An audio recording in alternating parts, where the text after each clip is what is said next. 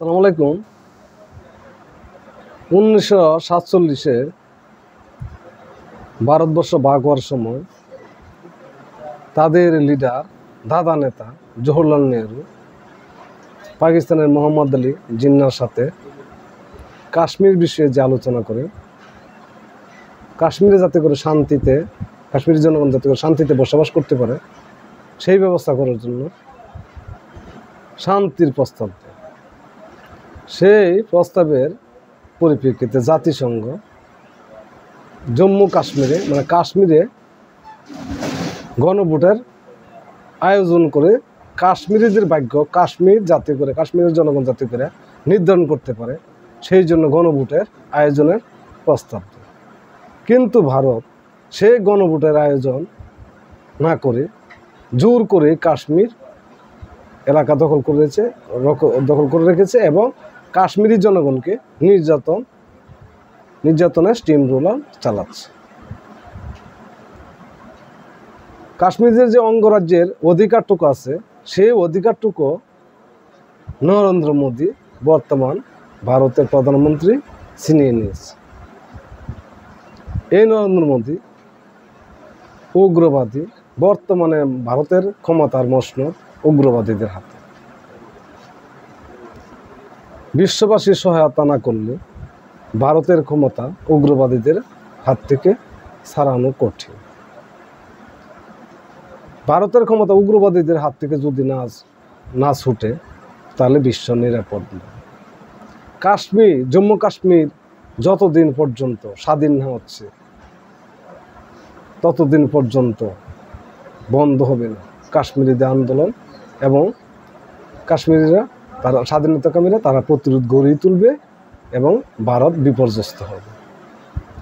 কোনো রাষ্ট্রকে হুমকি দিয়ে কোনো লাভ নাই এবং ভারতের অনেক ক্ষতি হবে। ভারত ব্যবসায়িকভাবে ধনী হয়েছে, তাদের প্রধান ছিল সিনেমা ব্যবসা, মহিলা ব্যবসা। এই ব্যবসা দিয়ে তারা পৃথিবী দখল করে চেষ্টা করে এবং বিশ্বের বড় বড় লিডাররা আস্থা অর্জন করে তারা ব্যবসা বাণিজ্য বৃদ্ধি করে এবং চীনকে রুখার উদ্দেশ্যে আমেরিকা এই ভারতকে সহায়তা করে। এই সহায়তা নিয়ে তারা লাফালাফি করে, লম্পজম্প করে। কিন্তু কাশ্মীর একদিন স্বাধীন হবে। এই ভারতের এই বেয়াদবি কথাবার্তা মটকে দিবে। দেখুন, আমাদের সময় পত্রিকার অনলাইন থেকে পাঠ করছি, হয় রুটি খাও না হলে গুলি। পাকিস্তানের জনগণকে মোদি নিজের শাসনকালের 11 বছর পূর্তিতে এক জনসভায় পাকিস্তানকে উদ্দেশ্য করে কঠোর হুঁশিয়ারি দিয়েছেন ভারতের প্রধানমন্ত্রী নরেন্দ্র মোদী। গুজরাটের ভুজে আয়োজিত সভায় তিনি বলেন, পাকিস্তানের সন্ত্রাসবাদ বন্ধ করতে হলে সেখানকার জনগণকে এগিয়ে এসে শান্তির পথ বেছে নিতে হবে। যদি পাকিস্তান শান্তির পথ না বেছে নেয় তবে ভারতের পক্ষ থেকে কঠিন জবাব দেওয়া হবে। দেখুন,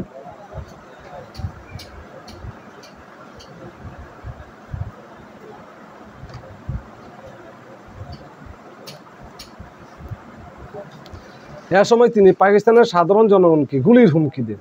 নরেন্দ্র মোদী বলেন, পাকিস্তানকে যদি সন্ত্রাসবাদের রূপ থেকে মুক্ত করতে হয় তবে সেই দেশের নাগরিকদের সামনে এগিয়ে আসতে হবে।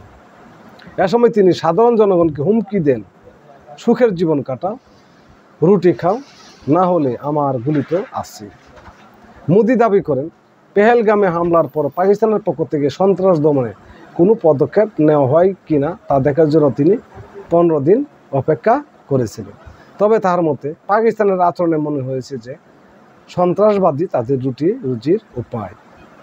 তিনি আরও বলেন, ভারত যেখানে পর্যটনে বিশ্বাস করে পাকিস্তান সেখানে সন্ত্রাসবাদকে পর্যটন মনে করে। এটি বিশ্ববাসীর জন্য অত্যন্ত বিপজ্জনক। কাশ্মীরিদের অধিকার, কাশ্মীরের জনগণ তাদের অধিকার নির্ধারণ করবে। এখানে ভারত যদি নাক গলাতে যায় তাহলে কিছু চড়তাপ্পর খাবি।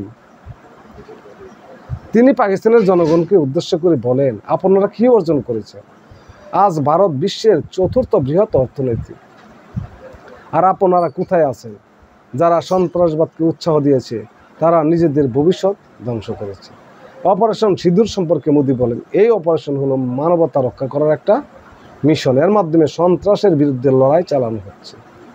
তিনি আবারও পাকিস্তানকে অভিযুক্ত করে বলেন, 9 মে রাতে দেশটি সাধারণ মানুষকে লক্ষ্য করে হামলা চালানোর চেষ্টা করেছিল। এর পাল্টা জবাবে ভারতীয় সেনাবাহিনী দ্বিগুণ শক্তি প্রয়োগ করে পাক বিমান ঘাঁটিগুলোকে ধ্বংস করে দেয়। পেহেলগামে 26 জন পর্যটক নিহত হওয়ার পেছনে যে সকল সন্ত্রাসবাদী জড়িত আছে তাদেরকে অবশ্যই বিচারের আওতায় আনতে হবে। কিন্তু এই নরেন্দ্র মোদীর ভারতের নিরাপত্তা দিতে ব্যর্থ হয়ে সে পাগলের প্রলাপ বকছে। সবাই ভালো থাকুন, সুস্থ থাকুন, ধন্যবাদ।